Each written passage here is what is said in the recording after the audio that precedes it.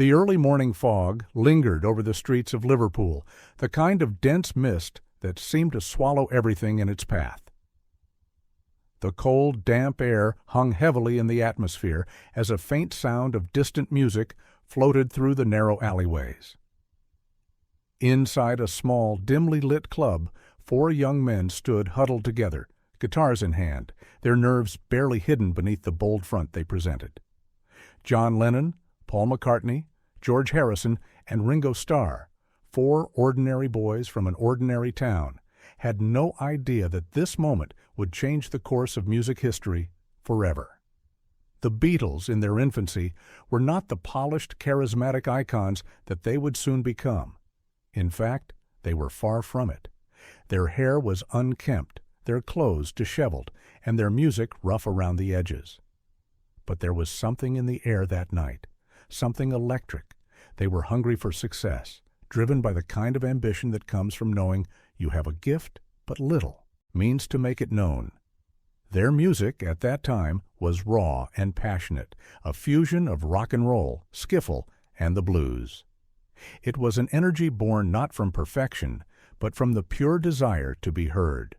John, the natural leader, had the sharp wit and rebellious edge that would define the band's character. His lyrics, biting and reflective, were a reflection of his own tumultuous upbringing, where he had learned to fight his way through life, his love for music emerging as an outlet for the chaos that often surrounded him.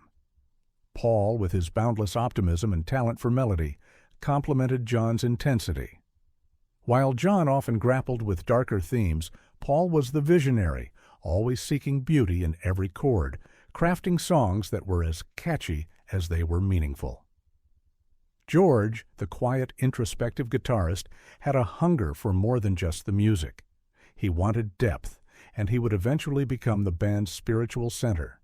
Ringo, the drummer, was the heartbeat of the group, providing the steady rhythm that anchored their chaotic brilliance. Though often seen as the least flamboyant of the bunch, Ringo's humor and down-to-earth presence kept the band grounded. The Liverpool music scene was thriving, but it was also fiercely competitive. There were dozens of bands, each trying to make a name for themselves. Yet the Beatles, despite their rough start, had something different. They were more than just a group of talented musicians. They were a collective force, a bond that no one could have anticipated. Their early performances were far from perfect. They played to small, rowdy crowds in dark corners of the city, enduring long hours in smoke-filled rooms, trying to make a name for themselves. But the constant grind, the endless hours of rehearsals, the nights spent playing for tips and applause, was slowly forging something magical. Each member of the band was shaping not just their individual musicality, but the collective sound that would eventually take the world by storm. Then, in 1961, their big break arrived. Brian Epstein, a local record store manager with a vision, walked into the Beatles' life. Epstein, like them, had come from a modest background, but unlike anyone they had met before, he had the drive and vision to transform their image from scruffy teenagers to international stars. His intervention was timely. He saw their potential when no one else did. The Beatles were on the verge of something monumental.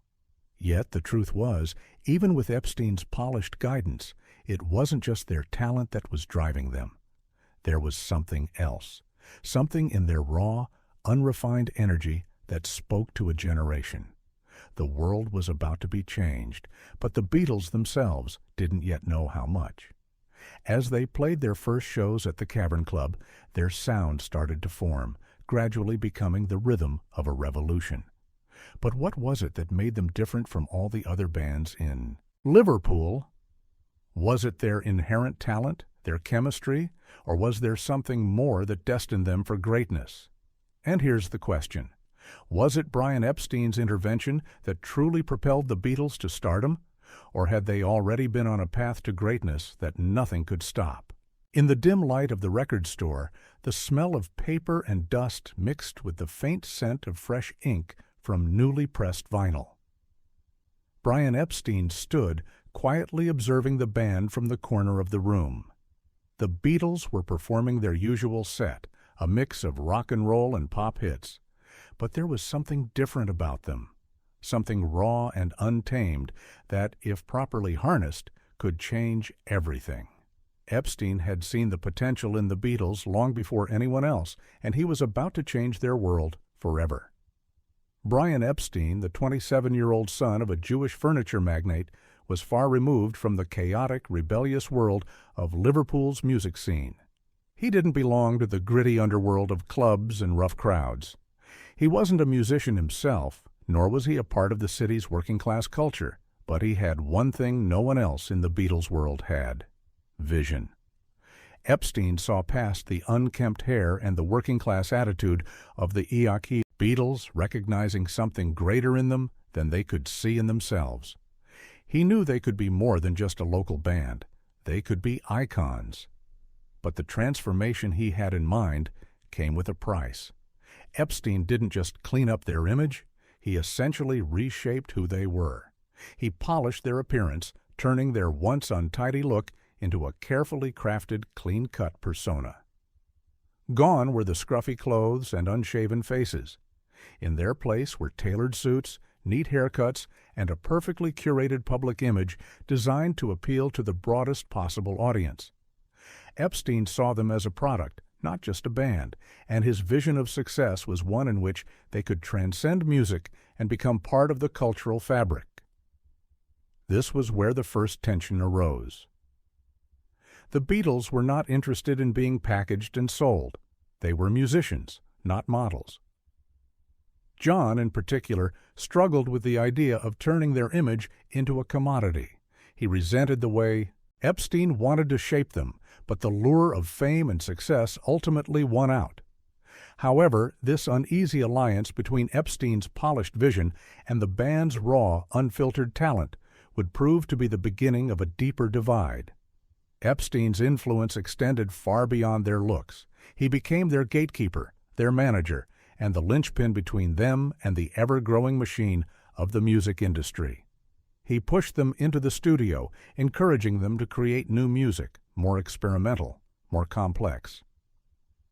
The Beatles' sound began to evolve under his guidance, evolving from simple pop songs to the intricate layered tracks that would come to define their later albums. It was under Epstein's direction that they recorded Please Please Me and With the Beatles, albums that would mark the beginning of their rise to superstardom. But Epstein's control over the band was not without cost. As their fame grew, so did the tension between the Beatles and the world Epstein had created for them. While Epstein was pushing them toward success, he was also isolating them from the very essence of what had made their music so powerful in the first place: their raw, unfiltered connection to each other and the audience. As Epstein guided them into the global spotlight, his own personal struggles began to surface. His sexuality, long kept hidden from public view, became an issue that weighed heavily on him, especially as he worked in an industry that demanded a carefully constructed image of heterosexual masculinity. Epstein, who had once been a beacon of confidence for the Beatles, now found himself in a deeply personal crisis. His struggle with his identity, combined with growing pressures from managing a world-famous band, led him down a dangerous path of substance abuse and depression. And then, on August 27, 1967, just as the Beatles were beginning to embrace their newfound creative freedom, Brian Epstein was found dead in his London home from a drug overdose. The news sent shockwaves through the band. Their mentor, their manager, the man who had molded them into the superstars they had become, was gone. The Beatles were left to navigate the chaos of fame on their own. But did Epstein's death signal the end of an era, or was it simply the beginning of a new chapter? Was the Beatles' success truly the result of Epstein's control, or had they been destined for greatness all along, with or without him? As they grappled with his sudden death, the Beatles were forced to confront a painful question. Could they continue to create music together without Epstein's guidance, or would his absence unravel the fragile fabric that held them together? It was during a quiet evening in 1966, just after finishing another round of recording for their next album, that John Lennon made a statement that would change everything. He sat down with a reporter from the Evening Standard, and with a casualness that belied the magnitude of his words said, "We're more popular than Jesus now." The comment was innocent enough in its context, an offhand remark made in passing, intended to convey how much their fame had grown in recent years. But the world would not see it that way. Within days, the media erupted. Outrage spread across the globe, especially in the United States, where the Christian right denounced Lennon's comment as blasphemous. In the weeks that followed, records were burned, radio stations refused to play their music, and protests erupted in small towns across America. The Beatles found themselves at the center of an ideological battle that they hadn't anticipated, and it seemed that Lennon's casual comment had become the spark for a firestorm of controversy they were completely unprepared for. But behind the scenes, Lennon wasn't just dealing with the fallout of his words. The discontent within the band itself began to surface. As much as the Beatles had been a united front in their early years, as their fame grew, so did the tensions between them.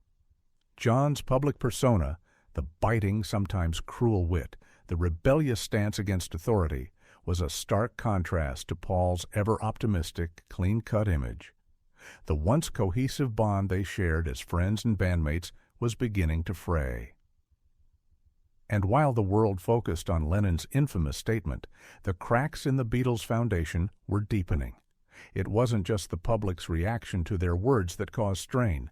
It was the growing emotional distance between the bandmates themselves.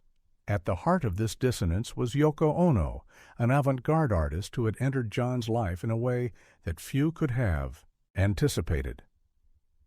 Her relationship with John was not only personal but artistic. She was his muse, and the intensity of their bond seemed to pull him away from his longtime partner, Paul.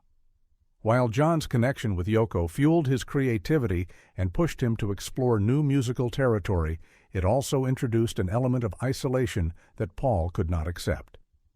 Ringo and George, too, felt the tension.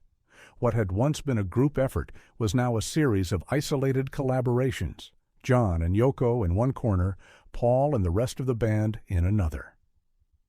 The strain was undeniable, but it wasn't just the public spectacle of Lennon's words that created the rift. It was the pressure, the constant tension, the struggle to remain true to their creative selves while the weight of global expectations bore down on them. And amid this turmoil, a subtle, almost imperceptible change took place. The Beatles, the most famous band in the world, had unknowingly begun to unravel from within. But was it only Lennon's comment that fueled this decline, or was it the realization that they were no longer the same band they once were? Had the Beatles lost their way in the face of immense pressure, or was it always inevitable that the bond that held them together would eventually break apart? As they continued to record and tour, the future of the Beatles hung in the balance. The question remained: would the music they had created together, despite all the friction, continue to resonate, or was their downfall written into the very fabric of their success? Yoko Ono's entrance into the Beatles' world was nothing short of seismic. To the public, she was an enigmatic figure, often dismissed as the reason behind the Beatles' unraveling. Her avant-garde art, her ethereal presence, and her undeniable bond with John Lennon became the center of countless tabloids and fan gossip. But beyond the headlines, Yoko was much more than just the woman who broke up the Beatles. She was the catalyst for John's personal and artistic transformation. Before Yoko, John Lennon had always been a rebel. He was the one who famously declared that the Beatles were more popular than Jesus and stirred up controversy with his biting wit. But his relationship with Yoko would push him into deeper waters. She wasn't just his lover, she was his muse, his co-conspirator, and his philosophical partner. Through her influence, John began to see the world in a different light, one that was more spiritual, more introspective, and above all, more politically engaged. Yoko's impact on John's songwriting was profound. It was she who encouraged him to explore deeper, more personal themes in his music, pushing him to confront his own vulnerabilities. Songs like Imagine and Give Peace a Chance were not just the product of Lennon's genius, but also the manifestation of his relationship with Yoko. She introduced him to the world of avant-garde art, to ideas about peace, love, and personal freedom that transcended traditional rock music. And while John's creativity flourished, the Beatles' creative dynamics began to shift, becoming increasingly polarized. But Yoko's presence in the studio wasn't just a source of inspiration for John, it was also a source of tension within the band. The other Beatles, particularly Paul, were uncomfortable with her constant presence during recording sessions. They saw her not just as a partner to John, but as a disruptive force, someone who seemed to be encroaching on their creative process. John, too, was caught between two worlds, the world of the Beatles, the band that had made him famous, and the world of Yoko, who encouraged him to break free from the constraints of commercial success. The growing friction within the band reached a breaking point. Paul's frustration with John's focus on Yoko, combined with the other members' dissatisfaction with the band's direction, led to the eventual cracks in their unity. Ringo and George were also alienated, feeling increasingly sidelined as John and Paul's personal disputes began to overshadow the music. Was Yoko truly the reason the Beatles fell apart, or was she merely a convenient scapegoat for the deeper issues that had been brewing within the band long before she came into the picture? Did her influence bring out a side of John that was already there, or did it fundamentally alter the band's creative process in ways they couldn't recover from? The answers are as elusive as the woman herself, but one thing is certain. Yoko Ono did not just change John Lennon.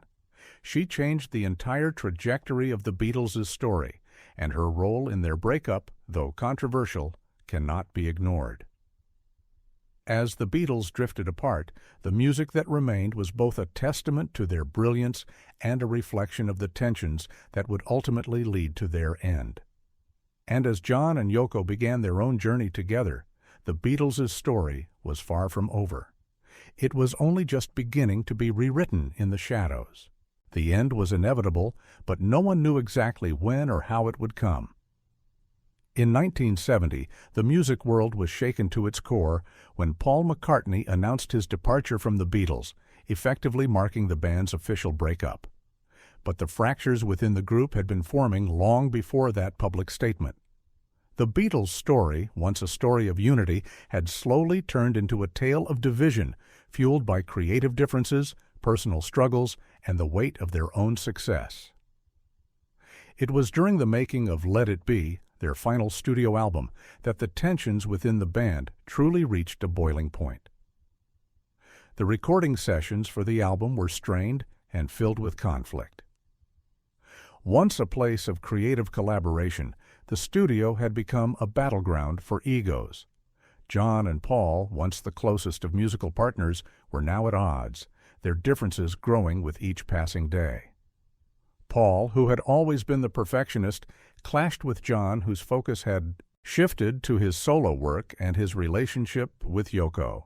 George, ever the quiet observer, had grown frustrated with the lack of respect for his contributions, while Ringo, who had always been the band's steady drummer, felt increasingly sidelined. The Let It Be sessions were marked by tension, frustration, and a sense of resignation. Paul, unable to reconcile his vision for the Beatles' future with the growing personal divides, became more assertive, pushing for the band to continue recording in the way he had always envisioned. John, on the other hand, had already mentally and emotionally checked out. His heart wasn't in it anymore, and he was increasingly focused on his personal life and his solo music with Yoko. The emotional shift during this time was palpable. The music that once brought them together now seemed to drive them further apart. Their unity, which had been the very foundation of their success, was fractured beyond repair. The Beatles were no longer a band. They were four individuals, each pulling in different directions. The end, when it finally came, was almost a relief. Paul's public resignation in 1970, while it marked the official end of the Beatles, was merely the final nail in the coffin. The internal tensions that had been simmering for years, compounded by Epstein's death, Yoko's increasing influence, and the personal battles each member was facing, had already sealed the band's fate. Was the breakup truly about creative differences, or was there something deeper, something personal, that led to their downfall? Could they have survived the pressures of fame and continued to make music together, or had they grown too different to stay united? The world may never know for certain, but one thing is clear. The Beatles were never just a band. They were a cultural force that changed the world, and their breakup marked the end of an era. The legacy they left behind, though, would continue to inspire generations to come long after the final note had been played. The question remained, what would the Beatles have become if they had stayed together? The world may have watched as the Beatles disbanded, but their influence did not disappear with the finality of their breakup. In fact, it only grew. The aftermath of their split was not just about the personal lives of John, Paul, George, and Ringo. It was about the seismic shift in popular culture and music that the Beatles had set in motion. Their departure from the scene wasn't the end of an era. It was the beginning of something entirely new. Each member of the Beatles ventured into solo careers, attempting to forge their own identities outside the collective genius that had defined them for nearly a decade. John Lennon, ever the provocateur, used his solo work to explore his deepest emotions and political beliefs. His album Imagine became a manifesto of peace and introspection, a plea for a world free of division. But Lennon's journey was not without its struggles. The same internal conflicts that had torn the Beatles apart resurfaced in his personal life, his relationship with Yoko Ono becoming a focal point for both his creativity and his critics.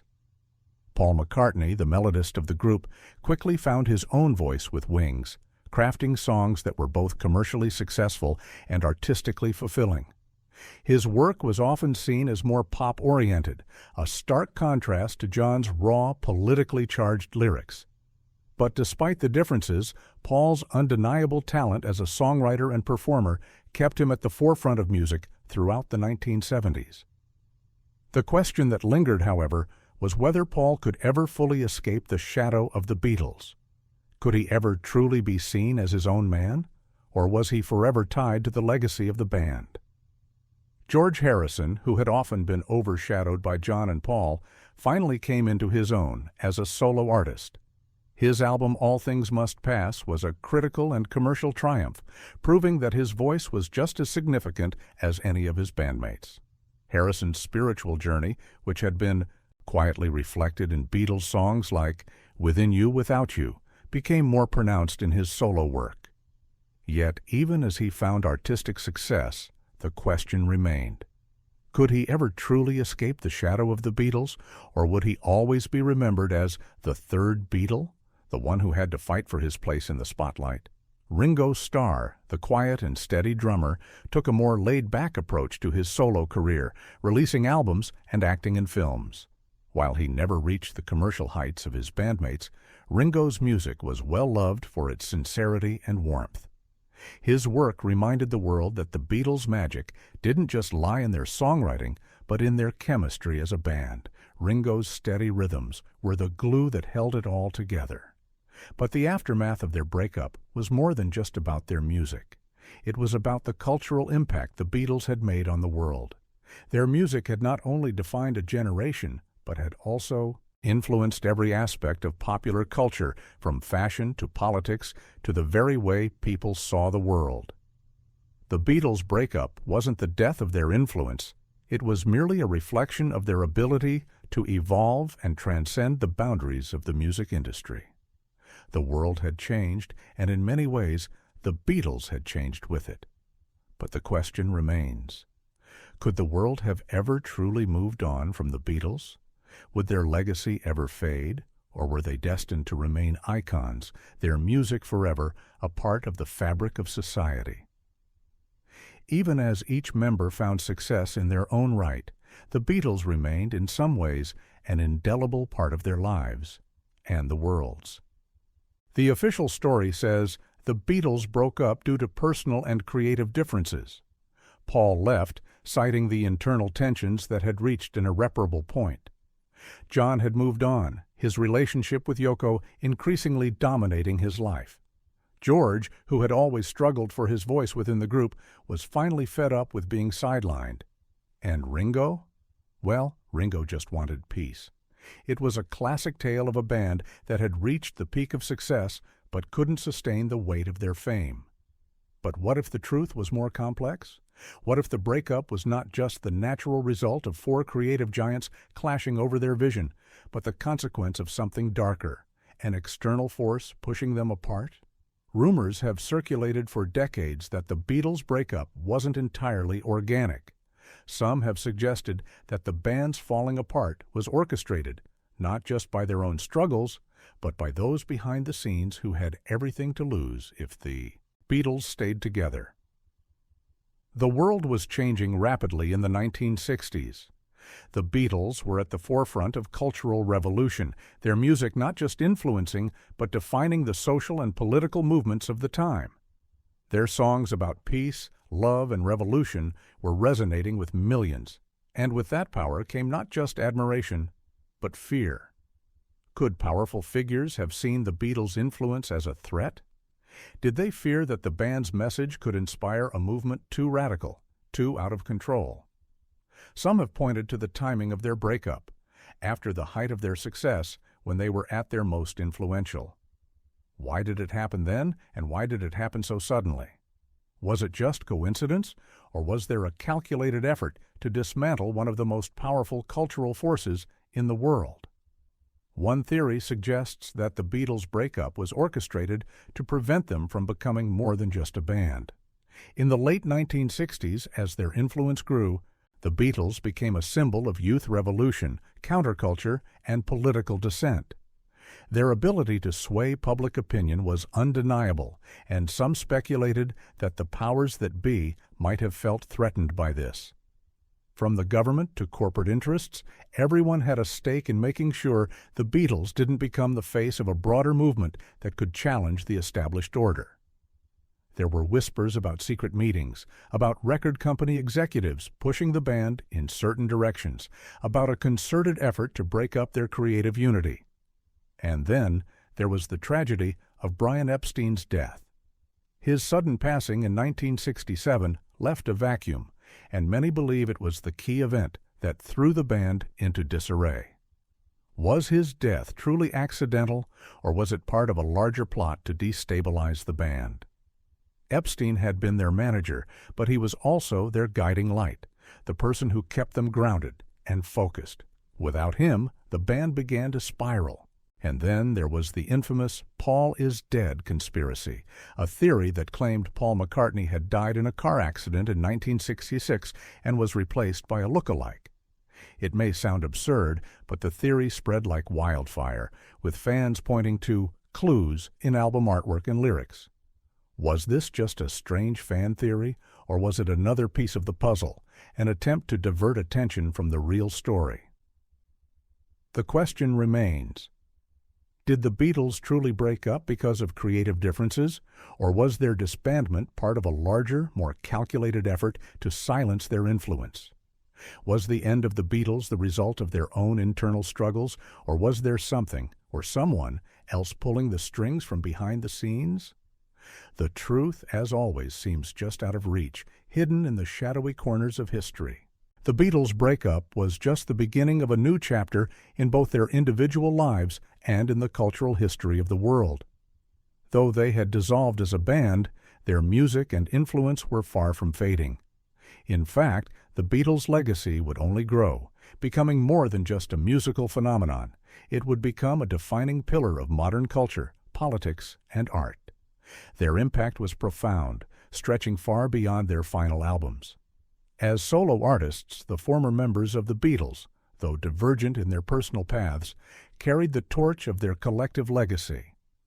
John Lennon's work, particularly with his anthem, Imagine, captured the spirit of an era that yearned for peace, social change, and unity in a fractured world. His music, raw and unapologetic, reflected his turbulent journey both as an artist and a human being.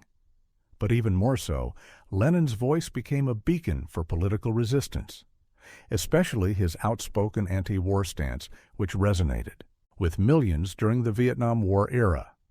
Paul McCartney, meanwhile, redefined his identity outside the group with the formation of Wings. His melodies remained irresistibly catchy, and his ability to craft songs that spoke to both personal introspection and universal themes ensured his place as a lasting figure in music. Yet, there was always that question. Could Paul ever escape the shadow of the Beatles, or would he always be seen as the second half of a dynamic duo? His success was undeniable, but the comparisons were constant. George Harrison, the most spiritually attuned of the band, found his voice with All Things Must Pass, an album that was both a reflection of his personal spiritual journey and a musical masterpiece in its own right. His solo career, while less commercially mainstream than Paul's, found deep resonance with a generation of listeners who were drawn to his blend of Eastern philosophy and Western rock. Harrison's introspective sound became a unique offering in the music world, forever cementing his place as one of the most important, though often overlooked, Beatles. Ringo Starr, the drummer with the steady beat, may have been the quietest Beatle, but he was never one to be ignored. With his solo albums and his unexpected success in film, Ringo proved that even the unsung heroes of the group had much to offer in their own right. His warm personality and ever-present humor gave his music a certain charm, and though he never reached the heights of his bandmates, Ringo's contributions to the music world were valuable in their own unique way. But beyond their individual successes, the Beatles, as a collective phenomenon, continued to shape the world. Their music became the soundtrack to social revolutions, political upheaval, and a cultural shift toward individualism and freedom of expression. Albums like Sgt. Pepper's Lonely Hearts Club Band and the White Album challenged the very notion of what music could be. They experimented with sound, form, and narrative, breaking barriers and setting new standards for creativity in music production. The Beatles were not just pioneers of sound, they were architects of an entirely new musical language. The emotional and cultural shifts they triggered went far beyond the studio. They were at the forefront of the counterculture, embodying the spirit of the 1960s, a decade that redefined global consciousness. Their messages of peace, love, and unity resonated with a generation that was rejecting the norms of previous generations. But perhaps their most lasting gift was the way they made people feel. The Beatles' music was more than just entertainment. It was a voice for the voiceless, a soundtrack for the idealists, and a means of escape and expression for countless millions. And the legacy they left behind only continued to grow. Their influence permeated every aspect of society: fashion, film, politics, and, of course, music. Modern artists, from rock bands to pop icons, from hip-hop to indie musicians, cite the Beatles as an influence in shaping their own art.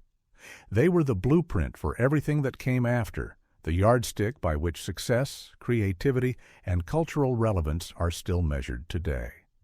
But the question remains, will we ever see anything like the Beatles again? Could a band, in this modern world of fragmentation and hyper-specialization, ever unite the world the way they did?